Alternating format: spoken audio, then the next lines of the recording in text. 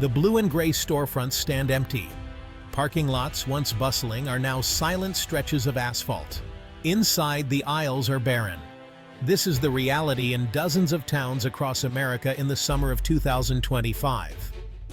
Walmart, the retail giant that defined American consumerism, is closing its doors in communities that depended on it for decades. This isn't just a business decision. It's a seismic event with shockwaves far beyond the checkout lines. At its heart, this is a human story about workers, families, and communities facing an uncertain future. This is a story that demands our attention. To grasp the impact of these closures, you have to understand Walmart's scale. Founded in 1962, Walmart grew from a single store into the world's largest retailer, promising always low prices. It became the nation's largest private employer, with over 1.5 million U.S. workers at its peak. Walmart's purchasing power shaped prices and manufacturing standards worldwide. Its efficiency drove down consumer prices, but often at the expense of local businesses. For many towns, a Walmart supercenter brought jobs and low prices, but also spelled the end for Main Street shops. Its logistics network is a marvel, moving goods from global factories to American shelves at lightning speed. But this global supply chain also made Walmart vulnerable to disruptions in international trade. When a Walmart closes, it's not just a store that disappears. It's a vital piece of the community's infrastructure. This is the context as we examine the policies that have shaken this retail titan. The story of these closures can't be told without revisiting the Trump administration's trade policies. Starting in 2018, aggressive tariffs targeted Chinese imports, goods that fill Walmart's shelves. The idea make foreign goods more expensive to boost American manufacturing. But economists warned of higher prices for consumers and businesses, and retaliatory tariffs from abroad. For Walmart, tariffs meant a huge portion of inventory was suddenly taxed up to 25%. The company faced a choice: absorb the costs or raise prices, neither sustainable for a low-price brand. This long-term pressure strained less profitable stores, setting the stage for the closures we see today. By early 2025, the trend was undeniable. Walmart announced a wave of store closures. 52 stores across 23 states, including massive supercenters, are shutting down. The company cites sustained lack of profitability, but the common thread is clear rising costs and thin margins. For thousands of employees, the news is devastating. Maria Flores, a department manager in rural Ohio, says, "This job was my life. Now it's just gone." Severance helps little in towns with no comparable jobs. Walmart says it's trying to relocate workers, but for many, that's not an option. The closures hit hardest in lower-income, rural, and semi-urban communities, places least able to absorb the shock.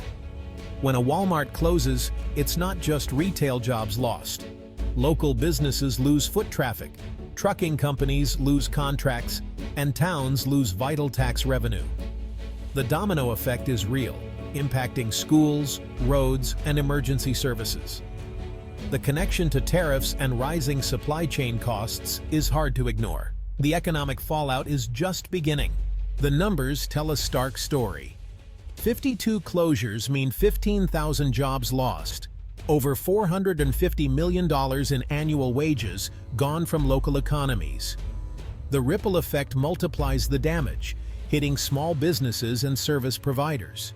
Tariffs on Chinese goods have cost American importers over $100 billion since 2018. For Walmart, a 25% tariff on a $100 item means either raising prices or losing profit. Neither sustainable in price-sensitive markets. Closures are concentrated in states like Ohio, Michigan, and Pennsylvania, places already struggling with higher unemployment.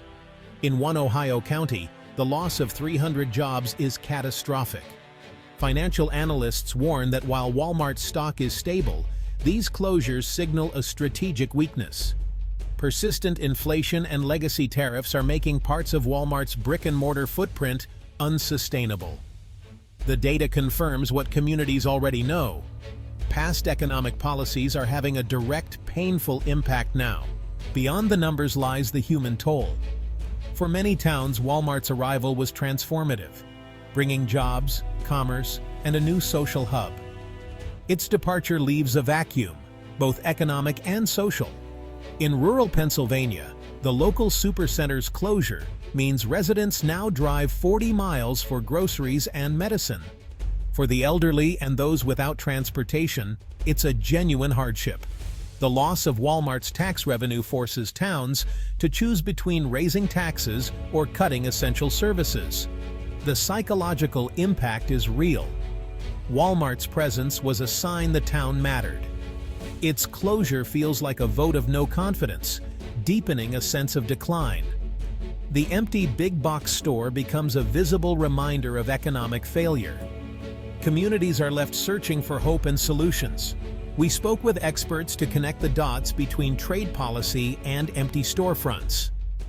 Dr. Emily Carter, trade economist, calls tariffs a long-term, low-grade fever for retail, manageable for strong stores, but fatal for those on the edge. Mark Cohen, retail studies director at Columbia, says, Walmart's promise is low prices. When costs jump 25%, you can't just pass it on. Eventually, you close the stores, losing the most cash. The promised manufacturing renaissance hasn't materialized. U.S. labor and infrastructure costs are too high. Companies either absorb costs, pass them to consumers, or shift supply chains to other low-cost countries. An expensive, inefficient process. For Walmart, tariffs became a permanent increase in operating expenses. Tariffs aren't the only factor. E-commerce and changing consumer habits also play a role. But experts agree, the trade war accelerated the decline of marginal stores. Online shopping is a long-term trend. Tariffs were a shock to the system. The combination created a perfect storm for Walmart's least profitable locations. The policy meant to help Main Street, in a twist of irony, hastened its decline. The result: communities left behind and a retail landscape forever changed. The lesson is clear. Policy decisions have real, lasting consequences. The closures have sparked a political firestorm. Democrats blame Trump-era tariffs, calling them reckless and pointing to job losses as proof. Republicans defend the tariffs, arguing they're necessary to stand up to China and blaming Walmart's business model. The political debate offers little comfort to affected communities. Local leaders are left to deal with the fallout: empty buildings, lost jobs, and shrinking budgets. Federal aid for displaced workers exists, but is often hard to access. The closures will be a key issue in upcoming elections, transforming an abstract debate into a story with clear victims. How voters respond will shape the future of American trade policy. For now, the political battle rages on, far from the empty parking lots and silent cash registers. Walmart's closures are a lesson in unintended consequences. Policies meant to protect American workers have contributed to their hardship. The empty stores are a challenge for all of us, forcing tough questions about our economy and political choices. For affected communities, the path forward is daunting: attracting new businesses, retraining workers, and rebuilding local economies. Robust investment in job retraining and workforce development is essential. As citizens, we must demand more than slogans from leaders and engage in honest conversations about trade and jobs.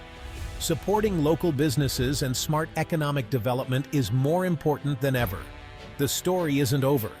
The decisions made now will determine whether these communities recover or decline further.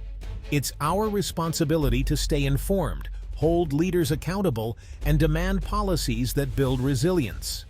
The lights may be out at Walmart, but the spirit of these communities endures, and the challenge is to channel that spirit into a better future.